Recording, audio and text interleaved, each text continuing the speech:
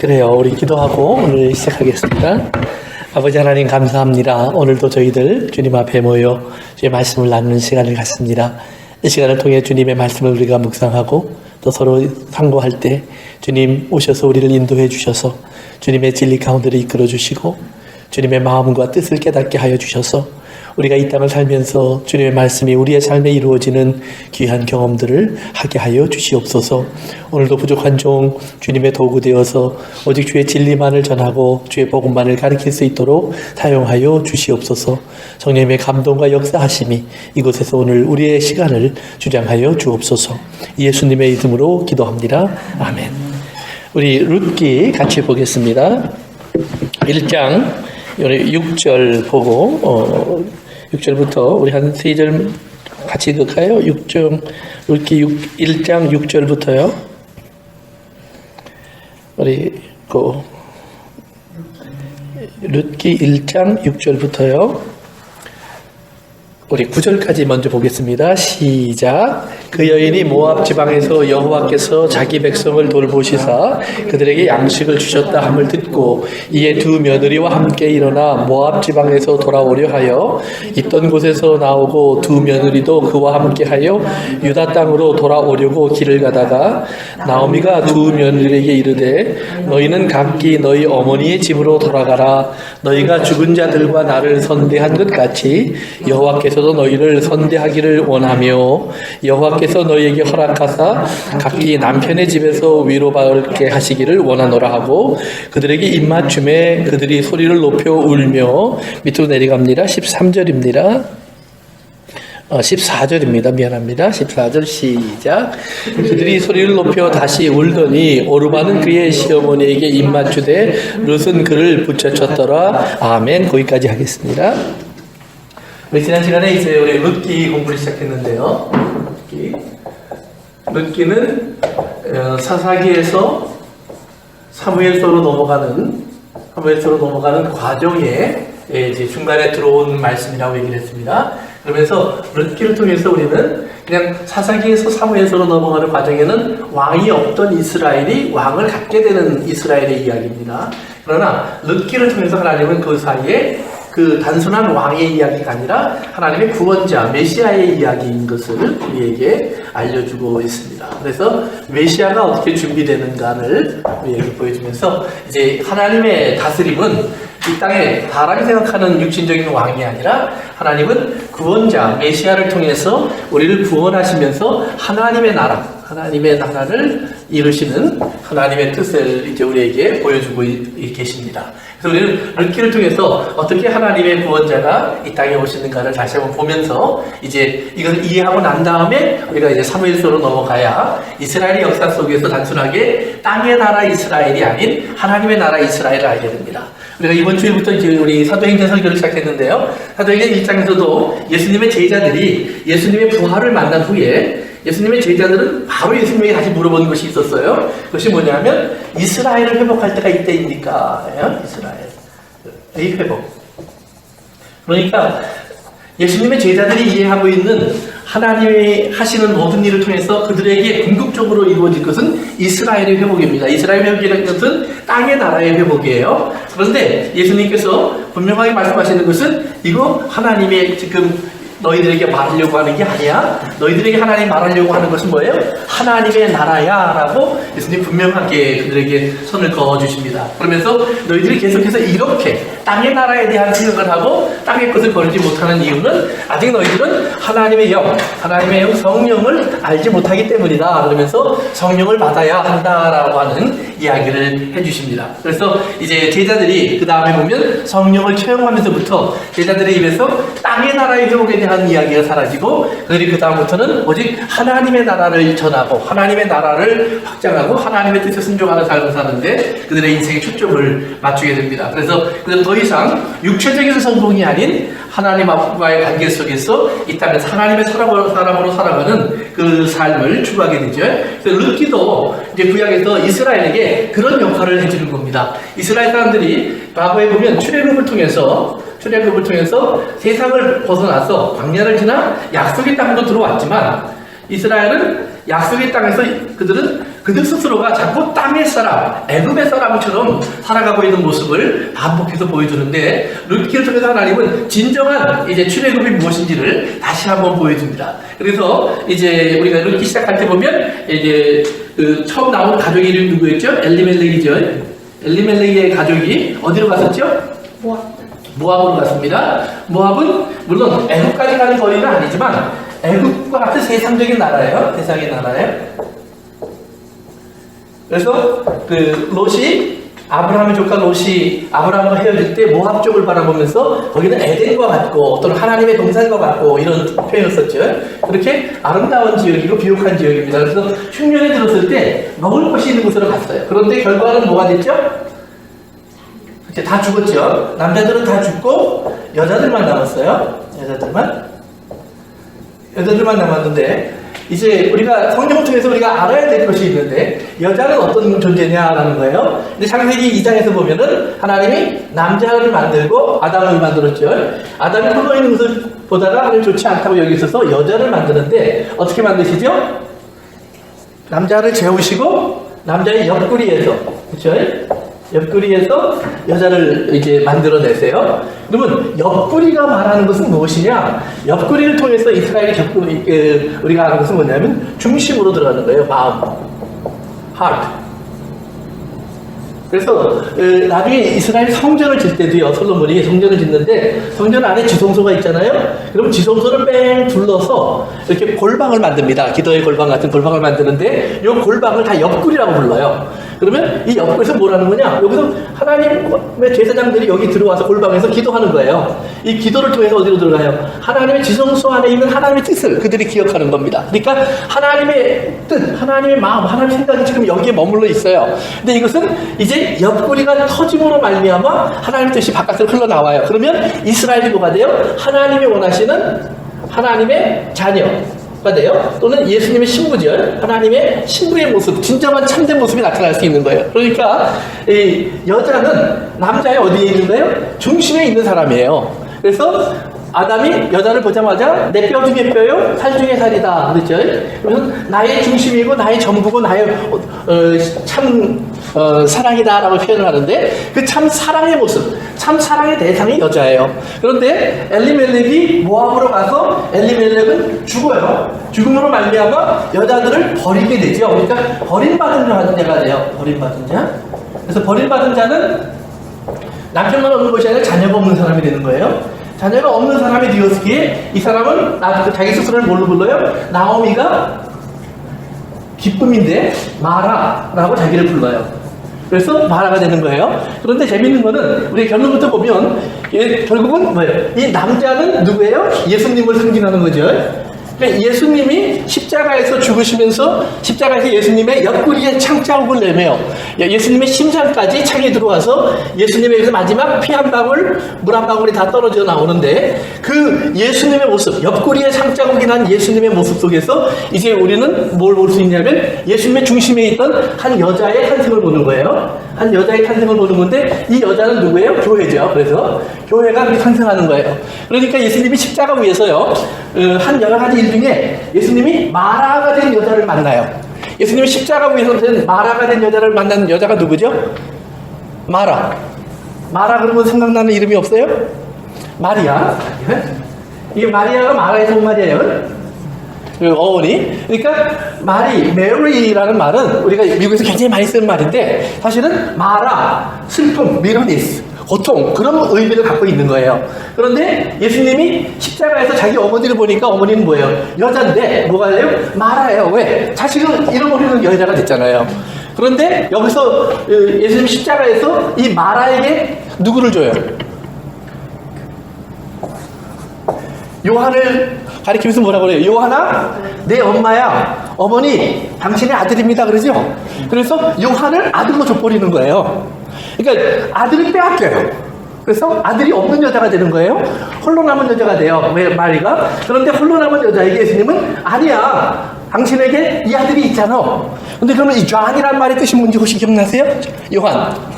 어떤 많이 쓰는 이름이죠? 기프트 오브 갓. 여호와의 선물이다라는 뜻이에요. 또는 하나님은 은혜로우시다 그런 표현도 될 수 있어요. 이게. 그래서 gracious, gratefulness, 하나님의 그런 은혜가 풍성한 하나님의 선물인 사랑, 예, 이런 뜻이에요.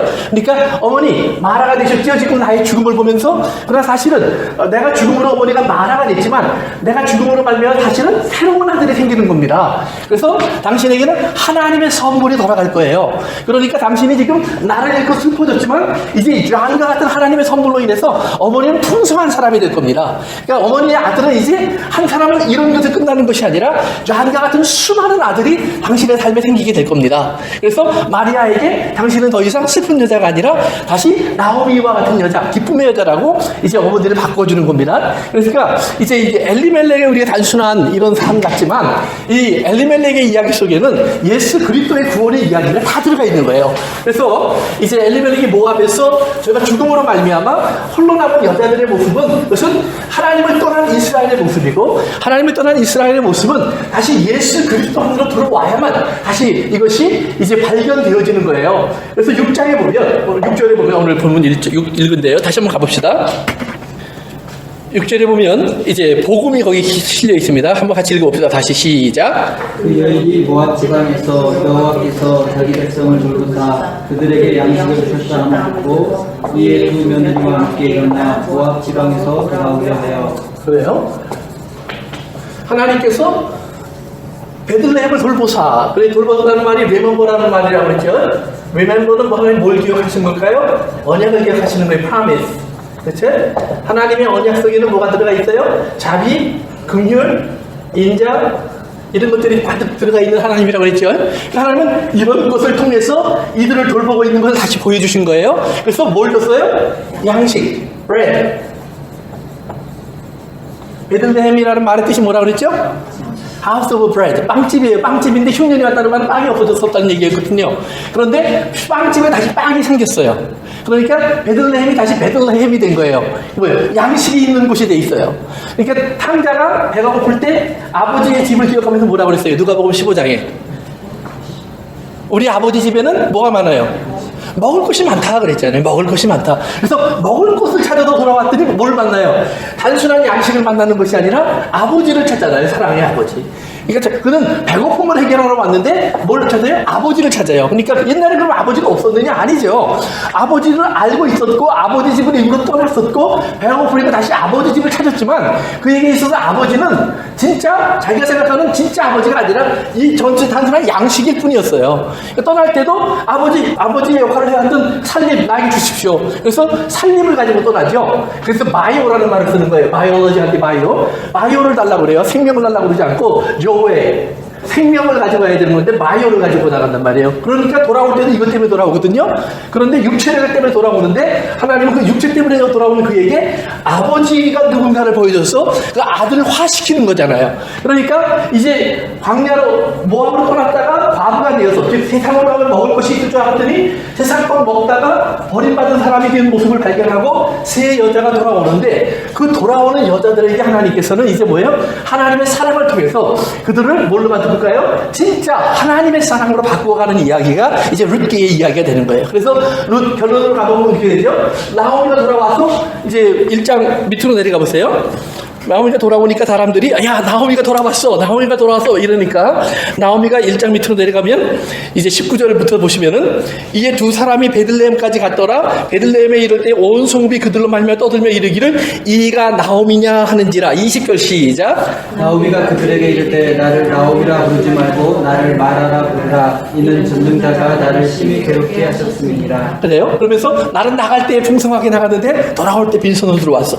그러니까 우리가 신앙생활 하면 깨달아야 될 거예요. 하나님의 은혜를 가지고 지금 자기는 떠났다는 말이에요. 복을 가지고 풍요를 가지고. 그런데 그 풍요가 뭐였어요? 사실은 말씀이 아니라 물질이었죠. 물질 가정이라고 하는 그런 풍성한 가정, 아이들 뭐 다 잘되고 문제 없고 배부르고 사업도 총통하고 그런 상태로 나는 나갔었는데 사업 망하고 자녀 잃고 건강 빼앗기고 나 이러고 돌아왔다 이 말이에요. 그래서 가난해져서 돌아왔더니 그러니까 자기가 지금 뭘 잊어버렸는지 사실은 모르는 거죠. 진짜로 잃어버린 것은 영적인 하나님과의 관계와 하나님의 은혜를 잃어버리고 있는 건데, 그들은 자꾸 육체적으로만 생각을 해서 나는 이제 마라가 돼버렸어, 이렇게 얘기를 하니까 하나님께서 그 마라를 다시 나오미로 바꾸시는데, 그때 사용하시는 게 이제 룻과 보아스의 결혼인데요.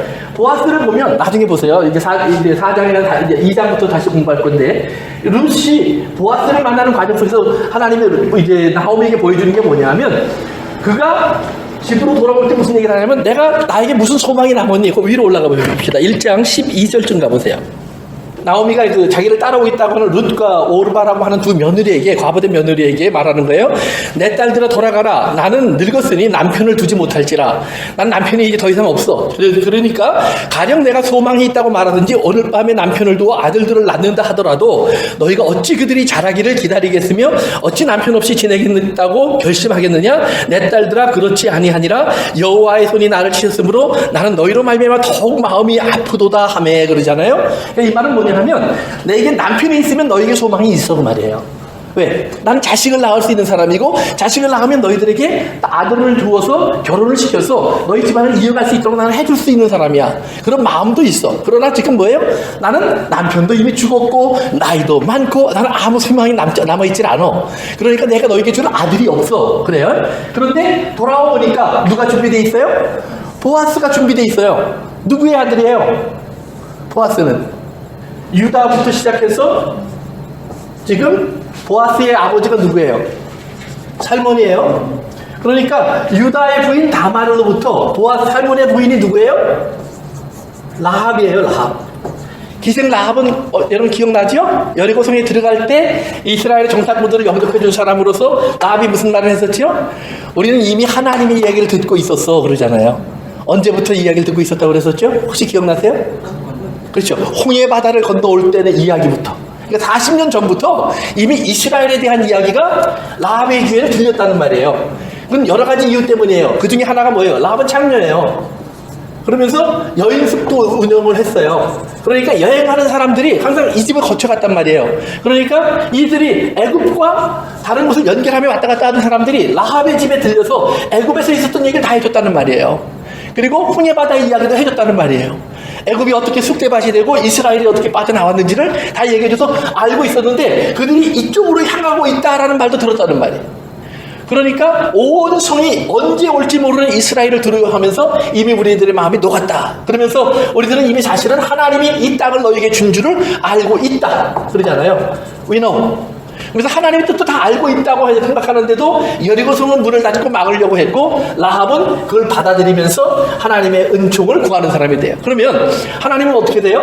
항상 우리가 보는 것처럼 우리가 하나님을 경외하는 자는 이방인이냐 아니냐를 따지지 않아요. 하나님 성경에 항상 보면. 그런데 하나님이 모압은 하나님의 백성들도 그게 절대 들어오면 안 돼라고 막을 때 하나님을 보면 모압이라는 집단을 얘기하는 거예요. 그들은 그룹적으로는 그들이 힘을 합쳐서 이스라엘을 막았어요. 그런데 그 안에 보면 하나님을 경외하는 사람들이 따로 있다는 말이에요. 어떤 사람? 룻과 같은 사람. 신약 성경에 가면 사도행전에 로마 백부장 고넬료의 집 같은데 베드로가 가서 이방인들 속에 복음을 전하러 가는 게 자기에게 허락되지 않은 일이지만 가보니까 하나님이 역사하시더란 말이에요. 그러니까 베드로가 무슨 말을 해요? 하나님은 지금 인종을 따지고 민족을 따지는 것이 아니라 하나님을 경외하는 사람들을 찾아다니고 계시구나. 그러니까 하나님을 경외하는 사람들은 어디에 있든지 하나님이 구원하시는 줄을 내가 알았다. 베드로가 이 고백을 하는 것처럼 이미 다말과 라합을 통해서 하나님은 지금 나오미를 축복할 아들의 역할을 할 보아스를 준비하고 계시단 말이에요. 그러니까 세상적으로는 과부가 된 것 같은데 돌아가 보니까 보아스가 준비되어서 보아스를 통해서 룻의 아들을 낳아 오벳을 남겨주는데, 오벳을 남겨주니까 우리 결론 한번 읽어부터 보고 봅시다. 4장으로 가보세요. 끝부분으로 가세요. 15절 읽어보세요. 시작. 너를 사랑하며 일곱 아들보다 귀한 며느리가 아멘. 몇 명의 아들이요? 7명의 아들보다 귀한 며느리의 역할을 하는 거예요. 그러니까 자기가 아들을 주지 않았는데 보아스라는 하나님이 준비한 아들이 있어서 하나님이 준비한 아들이 룻을 통해서 그에게 오벳을 남겨주는데, 이것은 7 아들보다 귀하다는 말이에요. 그러니까 자기는 과부가 되어서 아들이 없는 자가 되었는데, 뭐예요? 아들이 없는 자가 이제는 뭐가 돼요? 아들이 있는 여자보다, 남편이 있는 여자보다 더 행복한 여자가 되었다 이 말이에요. 이것이 이사야가 말하는 거잖아요. 이사야서에서 하나님이 홀로 된 여자, 남편이 없는 여자, 자녀가 없는 여자, 그것이 이스라엘의 모습인데 이제는 기뻐하고 즐거워하라. 왜? 너희의 자녀가 자식 있고 남편 있고 이 세상에서 다 가졌다고 하는 사람보다 훨씬 더 많아질 거다 이 말이에요. 그것이 아까 예수님이 마리아에게 십자가 위에서 마리아 당신은 마라가 됐죠? 그러나 이제 당신은 기쁨이 될 겁니다. 왜요? 요한과 같은 이런 축복된 아들들이 당신에게는 이제 수없이 많아질 겁니다. 당신을 어머니로 사랑할 사람들이 이렇게 많아질 겁니다. 당신이 아들로 사랑할 사람들이 이렇게 많아질 겁니다. 그래서 하나님의 나라를 그렇게 지금 마리아에게 알려주는 것처럼 지금 뭐예요? 나오미에게 그 하나님의 나라가 이렇게 접근해 들어가는 거예요. 그런데 나오미는 지금 1장에서 무슨 고백을 하고 있어요? 나는 뭐가 없어요? 소망이 없어. 그런데 사실은 보아스는 그때도 있었을까요? 없었을까요? 있었죠. 그러면 소망이 있어야 되는 거예요. 근데 왜 소망이 없어졌을까요? 저가 하나님을 떠났기 때문에. 왜? 하나님의 약속 안에는 뭐예요?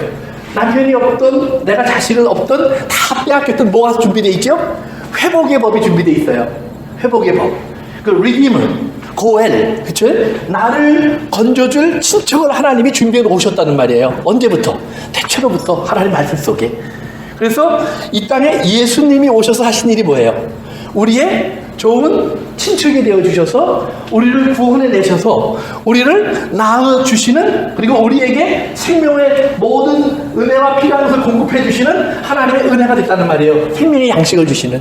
그래서 우리의 품에 아들을 안겨주잖아요. 우리의 품에 하나님의 선물을 안겨주잖아요. 우리의 품에 하나님의 영생을 안겨주잖아요. 그래서 이런 부상을 준비하셨는데 이 소망이 없어진 이유는 뭐예요? 그래서 보아스가 없는 것, 예수님이 없는 것이 아니라 우리가 잃어버린 것이 문제라는 말이에요. 그러니까 신앙은 뭐예요? 잃어버리면 안 돼요. 이것이 기억되어져야 돼요.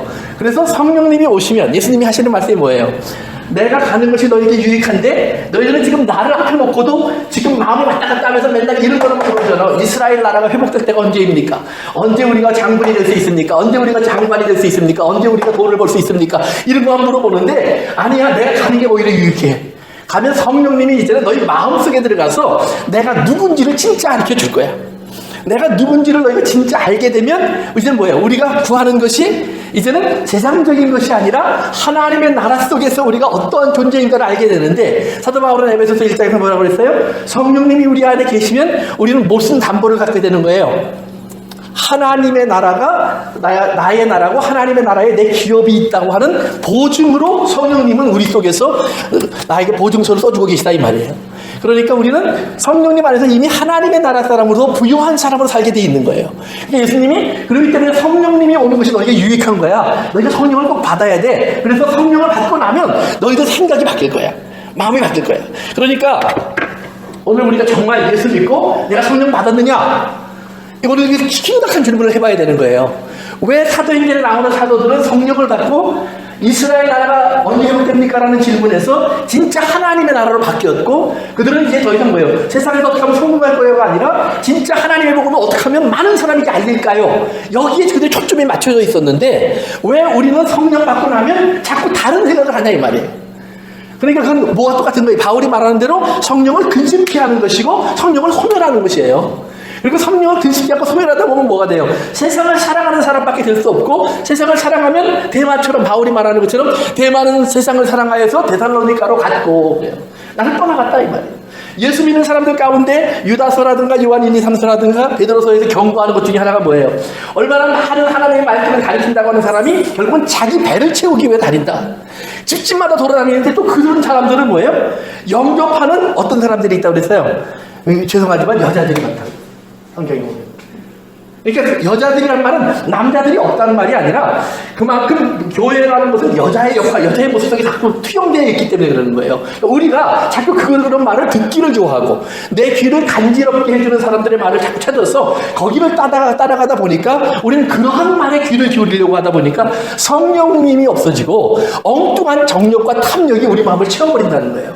그래서 우리가 거룩하다, 하나님의 사람으로 성결하다라고 하는 것은 뭐냐면 정말 하나님의 성령의 충만한 사람으로서 내가 성령 받았어 여기서 끝나는 것이 아니라 성령 충만한 사람으로 살려고 하는 그러한 삶을 계속해서 우리가 노력하는 거예요.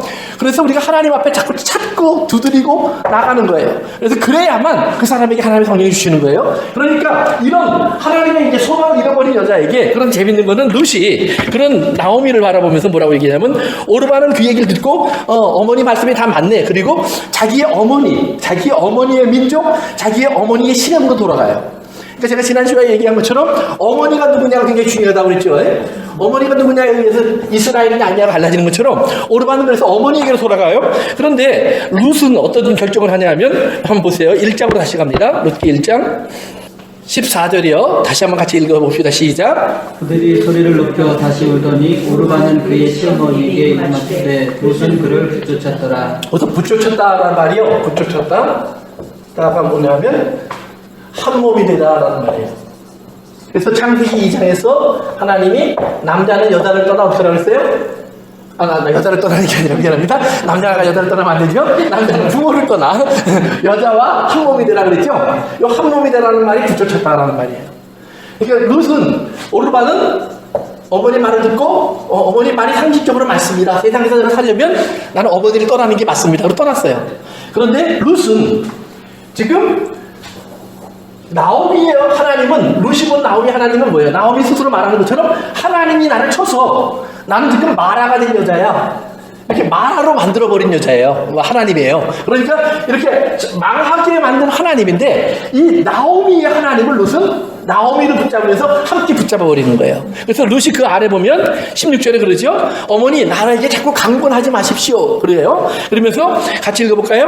어머니께서 가시는 곳에 나도 가고 어머니께서 머무는 곳에 나도 머물겠나이다. 어머니의 백성이 나의 백성이 되고 어머니의 하나님이 나의 하나님이 되시리이다.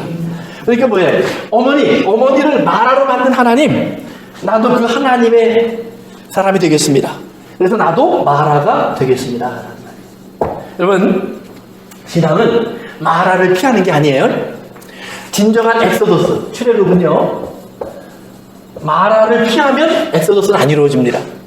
그러니까 왜 엘리멜렉이 모압으로 갔어요? 뭘 피하려고? 흉년. 흉년이란 말은 empty가 되는 거예요. 비워지는 거예요.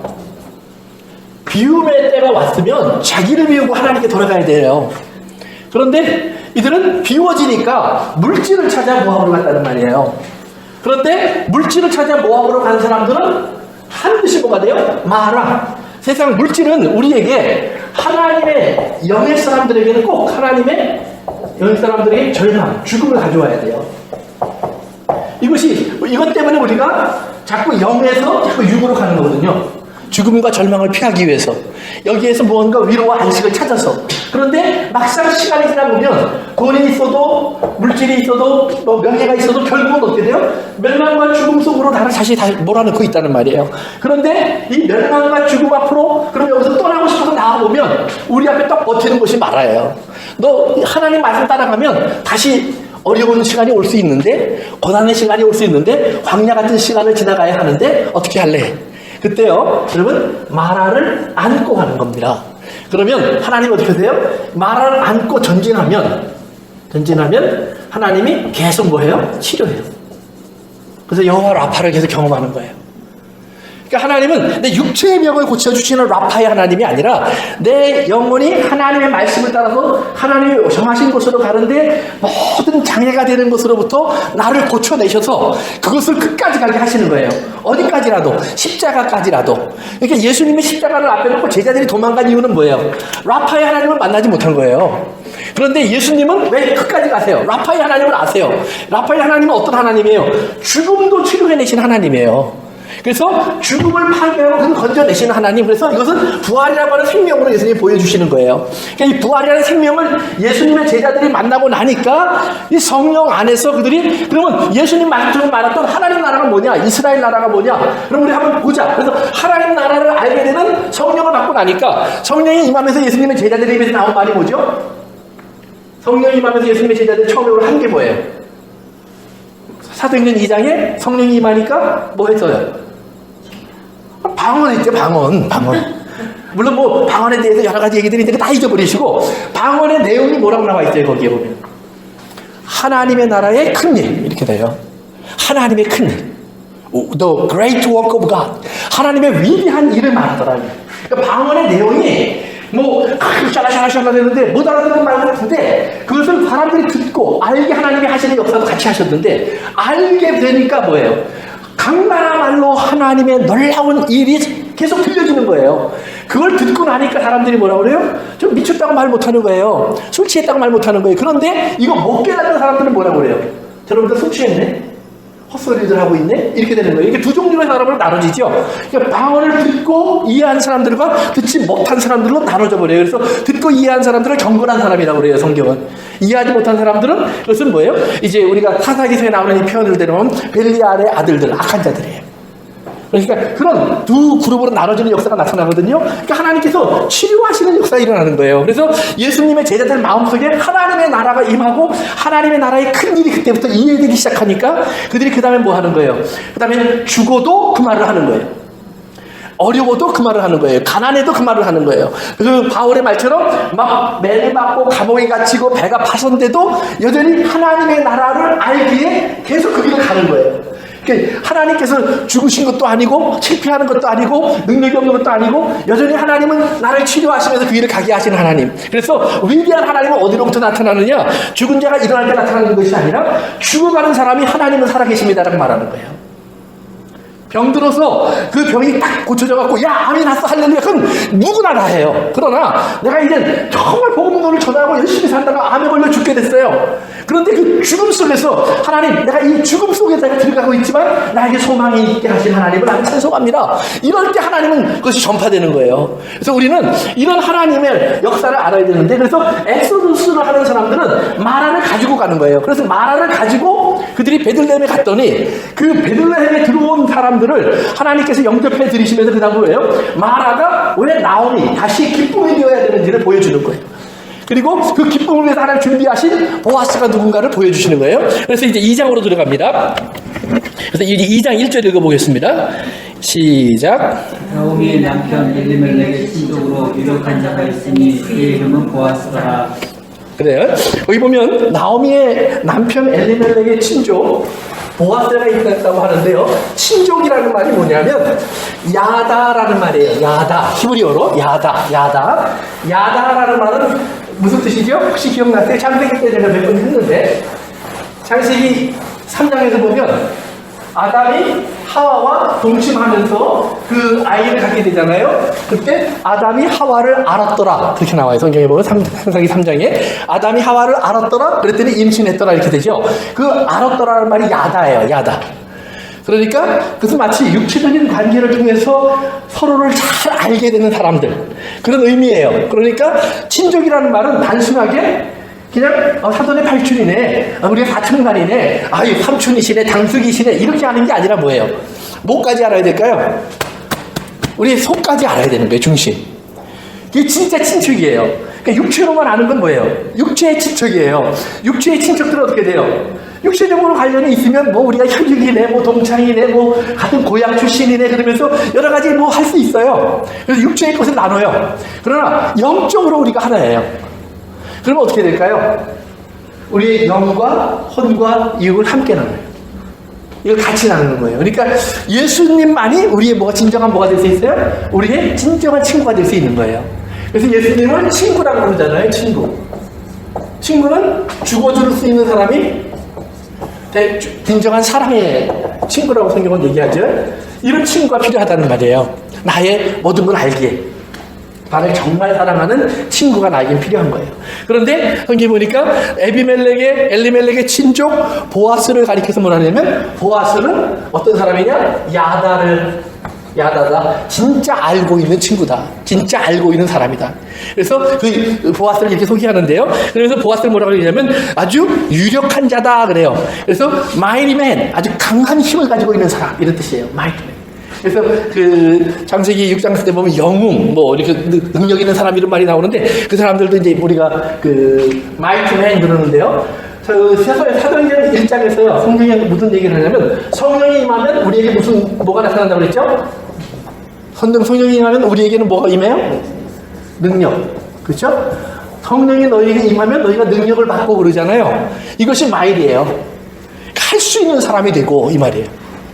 그래서 요셉이 창세기에서 보면 자기 아버지와 형들을 자기 정체를 밝히고 이제 가나안 땅에서 애굽으로 다 초대해 드려요. 그렇게 다 이제 창세기 48장 이하에 보면 이제 그 집안에 옮겨오는 내용들이 나오는데 요셉이 이제 아버지랑 형들이 오니까 바로에게 데리고 가서 폐하 이들이 내 아버지고 내 친척 형제들입니다. 다 소개를 해요. 그랬더니 바로가 뭐라고 요셉한테 얘기하냐면 그래 그들이 내 가족이구나. 그러면 그들이 원하는 땅을 살게 해라. 그래서 고센 땅을 주죠. 그러면서 무슨 얘기를 하냐면 그 중에 능력 있는 사람을 선택해서 내 가축도 돌보게 하라 그래요. 그때 말하는 능력이 바로 이 말이에요. 똑같은 말이에요. 그러니까 능력이라는 말은 뭐냐면 잘하는 사람이에요. 뭔가를 잘하는 사람. 그러니까 지금 보아스는 어떤 사람이냐면 분명히 능력이 있는 사람인데 단순하게 돈의 능력이 있는 사람이 아니라 뭘 할 수 있는 사람이에요. 하나님의 말씀을 끝까지 이룰 수 있는 사람. 그러니까 나중에 나오미가 보아스에게 당신이 우리 친척입니다. 우리를 기업을 물어줄 수 있는 대상자 중에 한 분이십니다. 라고 얘기를 하니까 보아스가 내가 알았다. 내가 그 일을 하리라 그러잖아요. 그리고 나니까 나오미가 무슨 얘기를 하냐면 이제 우리가 할 일은 가만히 기다리는 거야. 저가 자기 할 일을 마칠 때까지 쉬지 아니하리라. 참 복음이잖아요. 그러니까 룻기에는요, 여러분 모든 단어가 복음과 연결되는 단어들이 아주 잔뜩 들어있어요. 그러니까 그 룻기만큼 복음적인 성경이 드물어요. 그래서 그 보아스를 가리켜서 보아스는 능력의 사람인데 어떤 능력의 사람이냐? 하나님의 말씀대로 자기가 해야 될 모든 일을 다 이루는 사람, 완성해가는 사람이에요. 그래서 하나님 말씀이 완성된 상태를 성경은 뭐라고 불러요? 샬롬이라고 불러요. 우리가 보통 샬롬 그러면 평화라고 그러죠. 평화. 근데 평화는 빛이 있는 상태에서 평화가 없는 거예요. 빛이 다 페이 오프가 돼야 돼요. 샬롬이라는 말은 그 말이에요. 페이드 오프 했다는 말이에요. 빛 갚는 걸 다 컴플리티드 했다는 말이에요. 그래서 이젠 진짜 아무 부담이 없는 상태, 아무 짐이 없는 상태, 빛이 없는 상태, 그것이 평화예요. 그러니까 하나님께서는 이 보아스를 통해서 내가 너희들에게 모든 문제를 해결해 주어서 너희들에게 샬롬을 줄 거야. 그래서 이 샬롬이 너희에게 돌아올 텐데, 샬롬이 너희에게 돌아올 때 너희들은 빛이 없는 자가 될 뿐만 아니라 뭐예요? 그래서 자유로운 자가 될 거야. 그러니까 하나님의 말씀을 해서 뭐예요? 진리를 알지니 진리가 너희를 자유케 하리라 이 말이에요. 그러니까 예수님을 알면 알수록 예수님이 우리에게 이 자유를 주는 것을 우리가 알 수 있다는 거예요. 더 이상 우리는 빗장이가 아니야, 죄인이 아니라 이제 뭐예요? 하나님의 의인다운 삶을, 의인의 삶을 살 수 있는 이런 자유를 얻은 자가 되었다는 거예요. 그래서 하나님의 의인으로 살 수 있는 특권을 가지고 여러분들이 오늘 이 세상을 마음껏 살 수 있도록 주님이 만들어주신 것을 기억하셔야 됩니다. 그래서 나오미의 남편을 엘리멜렉의 친척 보아스를 유력한 자 이렇게 설명을 하는 거예요. 그러면서 그 다음으로 넘어갑시다. 2절로 가면 모압의 여인 룻이 나오미에게 이르되 원하건대 내가 밭으로 가서 내가 누구에게 은혜를 입으면 그 다음에 그를 따라서 이삭을 줍겠나이다 해요. 그러니까 나오미가 그에게 갈지라 그래. 그러니까 이제부터 룻이 이제 무엇을 찾아가는지를 보시는 거예요. 룻이 나오미를 붙잡았다고 그랬어요. 1장에서는 나오미를 붙잡았어요. 붙잡았는데 이것은 마치 결혼하는 모습이라고 했어요. 성인이라고 했어요. 매달렸어요. 그런데 이제 2절에 보니까 룻이 뭐예요? 누구에게 은혜를 입으면 그래요. 그것이 뭐냐면 found favor in his eyes. favor in his eyes. 이 단어 어디서 기억나세요? 창세기 6장에서 누구죠? 세상은 다 악해요. 그런데 한 사람 누가 발견됐죠? 노아. 그런데 노아를 발견한 하나님이 뭐라고 그랬어요? 노아는 하나님에게 은혜를 입었더라 그러죠? 그 은혜를 입었더라 하는 말로 표현은 은혜를 입었다 표현이 되는데 영어로 보면 또 원어로 보면 은혜가 그의 눈 안에 있더라 라는 말이에요. 그러니까 하나님이 노아를 바라보니까 뭐예요? 노아가 하나님 눈 속으로 쏙 들어왔는데 하나님의 눈동자가 이렇게 됐다는 말이에요. 이렇게 하나님 눈동자가. 여러분 요즘 이모티콘 해보면 곰돌이가 눈이 하트가 돼 있는 이모티콘이 있죠? 그러니까 하나님이 노아만 바라보면 눈이 하트가 된다는 말이에요. 그러니까 룻이 지금 뭐라고 하냐면 내가 밭으로 갈 텐데 내가 누군가의 눈에 나를 바라보는 눈에 하트를 발견하면 내가 그를 따라가겠나이다. 그러니까 나오미가 저 사람이 바람피려고 그러나 이렇게 생각하는 것이 아니라 가라 그러잖아요. 그러면 여기서 이제 중요한 거예요. 왜 추수를 하는 사람의 밭으로 나갈까요? 네, 그렇죠. 곡식 떨어뜨린 걸 주워오기 위해서. 그럼 왜 곡식 떨어뜨린 것이 있을 거라고 믿을까요? 아니 나 같으면 우리 밭에 우선 내가 지금 추수하는데 누가 그걸 막 집어가. 그러면 내가 뭐라고 저 사람을 부를까요? 도둑이야 그러지? 아니 왜 이제 여자가 와서 이렇게 열심히 추수를 돕니? 이러지 않을 거 아니에요. 근데 왜 갈까요? 아멘. 하나님의 말씀에 이미 그 프로비전이 돼 있잖아요. 가난한 사람이나 먹을 것이 없는 사람이 내가 추수할 때 그들이 와서 내 이삭을 죽게 해라 그러잖아요. 그러면서 거기에 보면 하나님이 추수할 때 일부는 추수하지 말고 남겨두어서 저들이 와서 따가게 해라. 또 일부를 좀 떨어뜨려서 등등등등 떨어뜨려서 따가게 해라. 혹시 내가 실수로 떨어뜨린 것 있으면 절대로 다시 죽지 마라. 그래서 그것은 다 가난한 자들의 몫이니라 그래요. 그런데 여기 보면 재밌는 말이 또 하나가 있어요. 이 이삭을 룻이 그래요. 내가 그 사람을 따라가서 하트가 있는 사람을 따라가서 내가 이삭을 죽겠다 그러는데 죽다라는 말이 나와요. 줬다는 말은 좀 다른 겁니다. 죽다는 픽업한다는 말이에요. 영어로 말하면 픽업한다는 말인데 이 말을 하나님 오히려 처음 쓰게 하시냐면 만나를 내려주시면서 아침마다 나가서 만나를 모아서 주워와. 매일 아침마다 나가서. 그래서 이들이 한 호메는 한 2.2리터 정도예요. 그러니까 리터 정도 2개 정도 되는 거예요.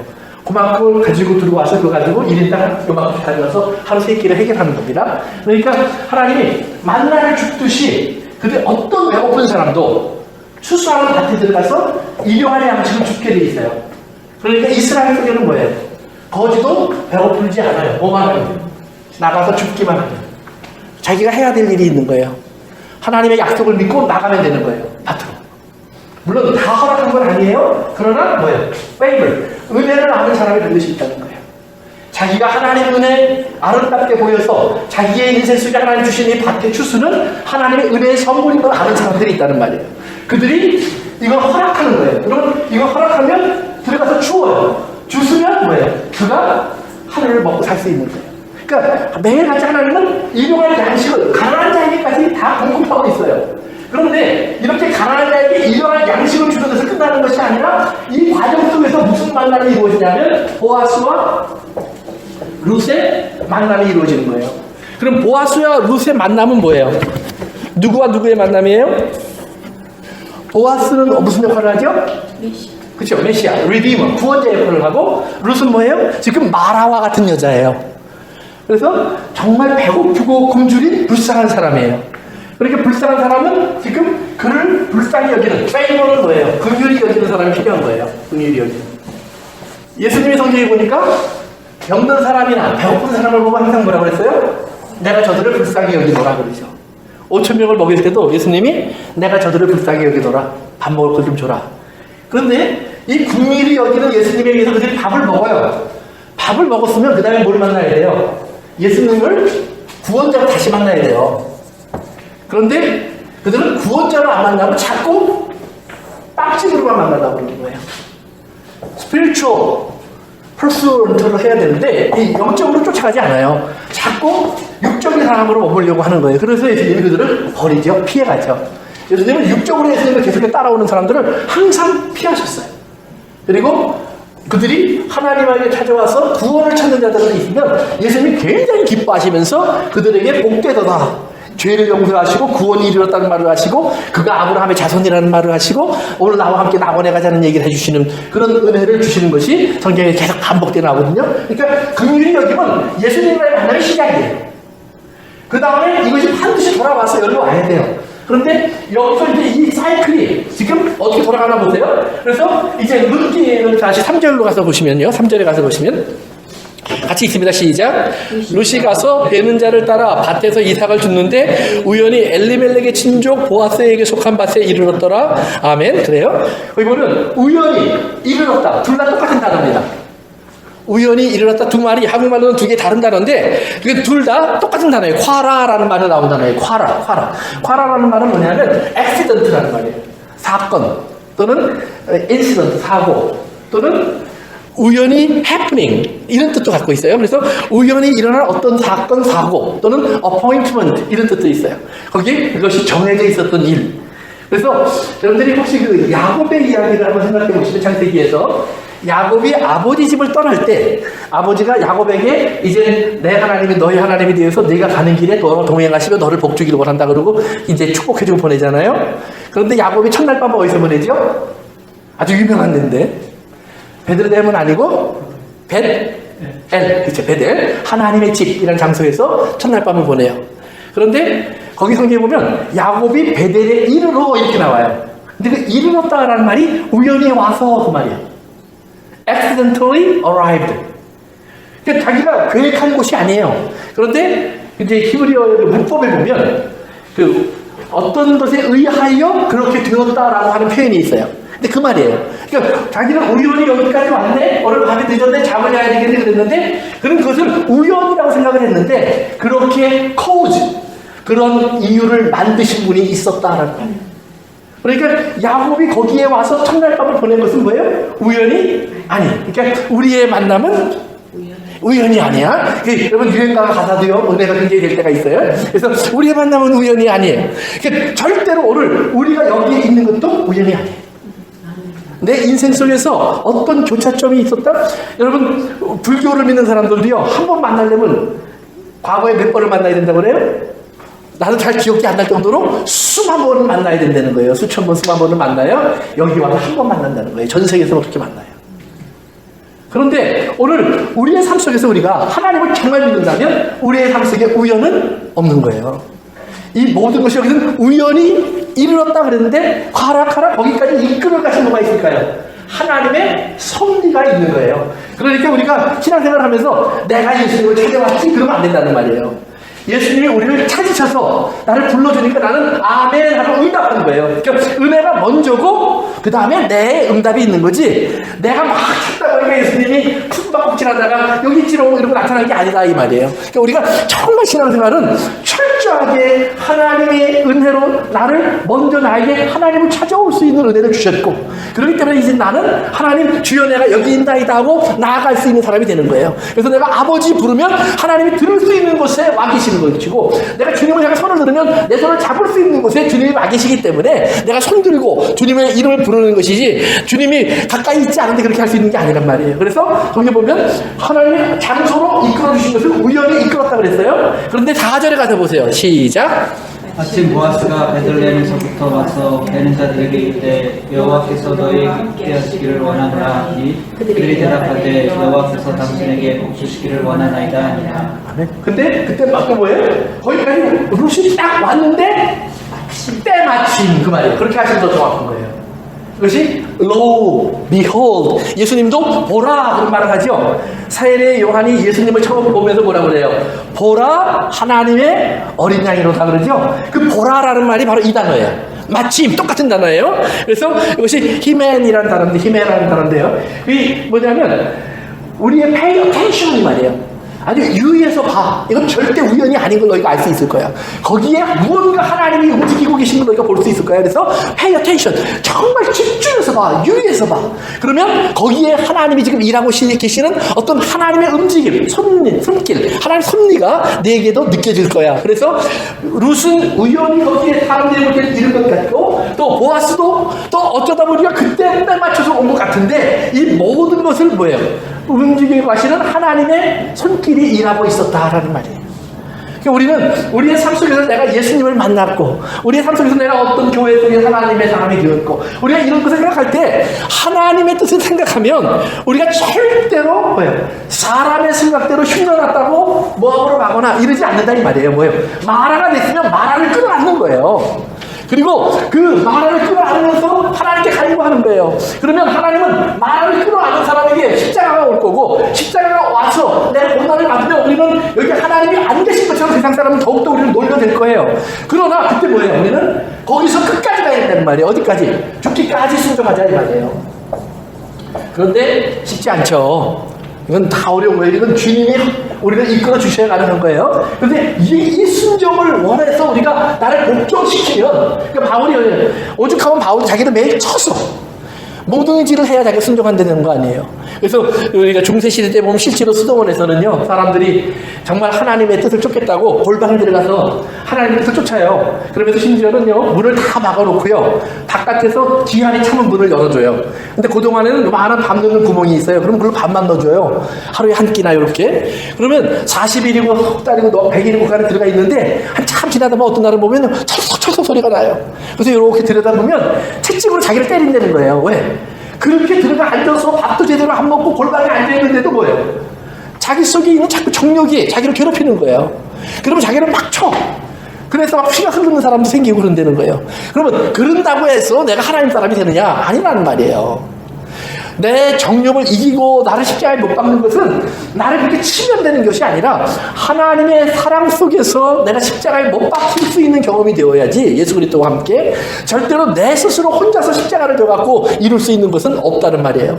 주님의 십자가에 내가 참여해서 그 사랑 속에서 주님이 나를 위해 주신 십자가의 그 은혜가 나를 감동시키면 나는 또 하루를 가는 거예요. 그리고 그 고난을 또 하루 참는 거예요. 그래서 건져오면서 주님에게 더 다가가는 사람이 된다는 사실을 여러분 기억하시는 겁니다. 그래서 우리가 우연히 이르는 롯과 룻과 그리고 마침 거기에 온 보아스가 만나다. 그래서 예수님이 마치 사마리아 여인을 만나듯, 예수님이 마치 삭개오를 만나듯, 예수님이 마치 정말로 옥합을 깨트리는 여인을 만나듯, 그런 만남이 하나님이 준비하신 만남들이 여러분의 삶에서 이루어졌기 때문에 여기까지 와 계시는 거예요. 그래서 그런 믿음을 가지시고 여러분들이 여러분의 삶을 바라보시면 우리가 얼마나 내 삶에 이미 하나님이 복된 삶으로 나를 준비하셨는지를 좀씩 깨달을 수 있는 거예요. 그래서 보아스가 이제 거기 왔는데, 그러다가 보아스가 거기 와서 무슨 말을 하냐면 5절에 보니까 이 소녀가 누구냐 그래요. 이 소녀가 누구냐. 근데 이 소녀가 누구냐라는 말을 이제 우리가 어디서 가서 다시 한번 보셔야 되냐면 밑으로 한번 내려갑시다. 우리 9절이에요. 같이 읽어봅니다. 19절 시작. 시어머니가 그에게 너를 어디서 주었느냐, 어디서 일을 하였느냐, 너를 그 동자에게 보기 있기를 원하노라 하니 무엇이 누구에게서 일했는지를 시어머니에게 알게 하여 이르되 오늘 일하게 한 사람의 이름은 보아스니이다 하는지라. 아멘. 그래서 보면 이제 룻이 그날 보아스의 밭에서 곡식을 주웠는데요. 이제 보아스가 특별히 룻에게 뭘 많이 줬고 특별히 배를 해서 엄청나게 많이 갖고 돌아왔어요. 한 에바를 가져왔다는 말은 22리터예요. 호멜의 10배를 가져왔다는 말이에요. 그러니까 웬만한 말로 된 이런 자루 하나 지고 거예요. 그 남의 밭에 가서 이삭 주신 사람이 말로 된 자루를 하나 지고 왔으면 도둑질한 거랑 똑같은 거 아니에요? 그런데 뭐예요? 풍성한 은혜를 받았다는 말이에요. 그러니까 그 나오미가 이건 보통 일이 아니잖아요. 그러니까 누가 너를 돌봤느냐 그러는데 그 돌봤다는 말이 뭐냐면 아카라는 말이에요. recognize. 너를 누가 알아봤느냐라는 말이에요. 그 신앙생활 속에서 여러분들이 꼭 기억하세요. 하나님이 우리를 알아보시는 거예요. 그 삭개오가 나무 위에 올라가 있는데 사람들의 기억 속에 삭개오는 뭐예요? 세리예요. 그건 뭐예요? 나쁜 놈이죠. 죄인의 상징이에요. 그런데 예수님은 그를 기억하시는 거예요. 그 이름을. 제가 여러 번 얘기하지만 성경은 뭐예요? 하나님은 항상 우리를 기억하고 계세요. 알고 계세요. 아까 복음의 시작도 뭐예요? 룻기 1장 6절에서 하나님이 뭘 했어요? 기억하사 그랬죠? 돌보사, 기억하다란 말이에요. 하나님이 무언가 약속을 기억해서 하나님 다시 일을 시작하시는 거예요. 하나님이 이스라엘을 볼 때도 그래서 왜 이스라엘이라고 이름을 주냐 하면 이스라엘이라는 이름에는 뭐가 붙어 있어요? 하나님의 이름이 붙어 있잖아요. 여호와 하나님 이 이름이 달려있잖아요. 그러니까 하나님은 이스라엘이 이 땅에서 어떤 실패가 되면 하나님이 실패가 되는 거예요. 그러니까 이스라엘이 죄 때문에 실패했지만도 하나님 뭐라 그래요? 너희들이 떨어뜨린 그 이름을 내가 귀에 다시 나를 세워야 돼. 난 내 이름이 땅에 떨어져서 뒹구는 걸 볼 수 없어. 다시 세워야 돼. 그러나 그 세우기 위해서 그러면 내가 뭐예요? 이름만 가지고 가는 것이 아니라 그 이름으로 불리우는 사람을 같이 세워야 되는 거예요. 그러니까 우리를 하나님의 교회가 이 땅에서 어떤 문제가 있고 어떤 잘못이 있고 어떤 허물이 있어도 하나님 성도도 마찬가지예요. 하나님 포기하시는 하나님이 아니라는 말이에요. 그것은 왜? 내 이름으로 불렀으니까 하나님 포기할 수 없어요. 하나님 끝까지 일하실 거예요. 하나님 끝까지 고쳐가실 거예요. 끝까지 만들어 가실 거예요. 그렇기 때문에 말하를 허락하시는 거예요. 하나님 포기할 거면 말하러 허락하지도 않으셔요. 한번 네 마음대로 살아. 그리고 하나님 죽어서 지옥 가면 그만이니까. 그러나 하나님 뭐예요? 그렇게 할 수 없다는 말이에요. 모세가 하나님께 기도하는 게 그게 아니에요. 이스라엘이 하나님에게 범죄하고 나니까 하나님이 뭐예요? 우리 생각처럼 버리자 그러잖아요. 그러니까 모세가 뭐라 그래요? 하나님의 이름을 기억하셔야죠. 하나님 약속을 기억하셔야죠. 하나님이 정말로 당신의 백성이라고 기껏 데리고 가시더니 다 죽이셨다. 이런 말 듣고 싶으십니까? 하나님? 그러니까 하나님이 모세야 그러면 내가 용서한다. 이 말대로. 그래서 다시 시작하잖아요. 그러니까 그러면 하나님이 뭐예요? 하나님의 이름을 이미 한번 짓밟혀야 되는 거예요. 기껏 데리고 나가시더니 그들이 하나님도 버리네요. 그럼 하나님, 저들도 하나님이 안 계시다고 하는데 교회도 하나님이 없는 것처럼 살아가는데 예수 믿는 장로님, 집사님, 목사님을 봐도 하나님 안 보이는데 세상 사람처럼만 보이는데 아니 어디 하나님이 계십니까? 세상에 이 말을 할 때 하나님이 그것 때문에 그러면 내가 교회 버리고 목사 버리고 장로님 버리고 집사님 버리냐? 아니라는 말이에요. 그래 맞아 너희들 말대로 그들에게서 내가 안 보이지? 그래 내 이름이 짓밟혔어. 그럼 내가 어떻게 그들을 다시 세우나 봐. 그래서 그들이 다시 하나님 앞에 엎드려서 탄식하게 하고 통곡하게 하고 회개하면서 돌아와서 하나님의 구원을 다시 노래할 수밖에 없도록 하나님 만들어 가시기 위해 일하시는 하나님을 우리는 꼭 기다려야 하자 이 말이에요. 꼭 기다리고 기대하는 사람이 되어야 그래야 하나님의 일을 하시는 거예요. 그래서 하나님이 낙한 우리는 하나님의 세상에서 다른 사람들과 구분해서 보고 계시는 거예요. 이 땅의 모든 사람들 속에서도 하나님은 하나님의 자녀들을 구분해서 보고 계시는 거예요. 꼭 하나님의 구분 속에 내가 있음을 여러분께서 깨달으셔야 돼요. 그래서 하나님이 나를 인식하고 있고 내 모든 문제를 알고 계시고 내 모든 삶의 모든 형편성을 깨닫고 알고 계시기 때문에 하나님께서 필요하시다면 나에게 은혜를 주실 거예요. 그러나 또 안 주는 게 은혜를 안 주실 거예요. 그러니까 주심도 하나님이요 안 주심도 하나님인 걸 여러분이 받아들이면서 우리들의 확실히 그걸 통해서 하나님이 나를 통해서 이루시려고 하는 하나님의 모습, 나를 통해 하나님 드러내시려고 하는 하나님의 모습이 무엇인가를 꼭 기억하셔야 돼요. 그래서 나중에 이제 보아스를 가서 보시면 요 말만 하면 끝냅시다. 우리가 그 위로 좀 밑으로 내려가시면은요, 보아스가 11절에 보면 이런 말이 나와요. 보아스가 루시 이제 질문하니까 다음 주일에 이제 다시 하겠지만 보아스가 이런 말을 합니다. 보아스가 그에게 대답하되 그 말이 나와요. 대답하되. 그러면서 보아스가 대답을 하면서 네가 고향을 떠나와서 남편이 죽었음에도 불구하고 시어머니 따라와서 이 땅에서 어떻게 시어머니를 공경하고 있는지를 온 세상 사람이 다 안다. 근데 그 대답하되라는 말이 뭐냐면 witness라는 말이에요. 보아스가 룻에게 증거하여 주다 이 말이에요. 너는 그런 사람이야. 예수님이 사도들에게 성령을 받으면 너희가 내 증인이 되어라 라는 말을 하잖아요. 그때 증인이 되라는 사람들이 손기면 어떻게 돼요? 그들이 나서 내가 예수님이 정말로 나의 하나님이시고 살아계신 하나님입니다. 그래서 그들이 막 예수님을 증거하는 게 아니라 사실은 보는 거예요. 그들이 그 말을 할 때 성령님이 함께 역사하사 그들을 통하여서 그들이 하는 말이 진실인 것을 성령님이 증거하고 계시잖아요. 그렇죠? 그러니까 하나님의 증거를 듣는 사람들이 증인이에요. 하나님이 증거를 보여주는 사람들이 증인이에요. 하나님이 사랑을 보여주시는 사람이 증인이에요. 그러니까 하나님의 나오심의 증거가 나의 삶을 통해서 보여져야 돼요.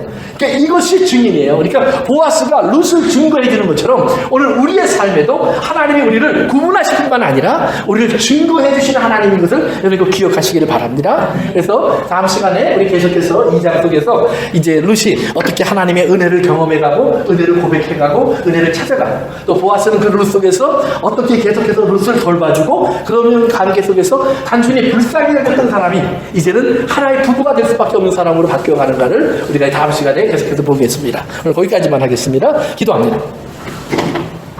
아버지 하나님 감사합니다. 오늘도 우리에게 주님의 말씀을 주셔서 이 말씀 속에서 우리가 주님을 따라가게 하심을 감사합니다. 아버지 하나님 마라가 된 마리아에게 요한을 주셨던 것처럼 오늘 우리가 이 땅을 살면서 우리의 삶에도 때로는 소중한 걸 잃어버리고 아껴진 것을 잃어버리고 사랑을 빼앗겨버리고 내 삶 속에서 아버지 하나님 내가 지어왔던 것이 무너지는 경험들을 하면서 마라가 되는 경험들을 합니다.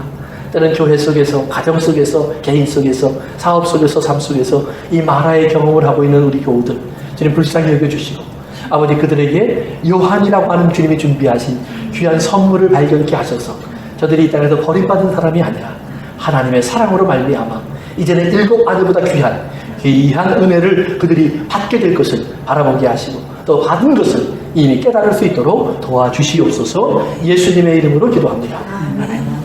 오늘 거기까지 하겠습니다.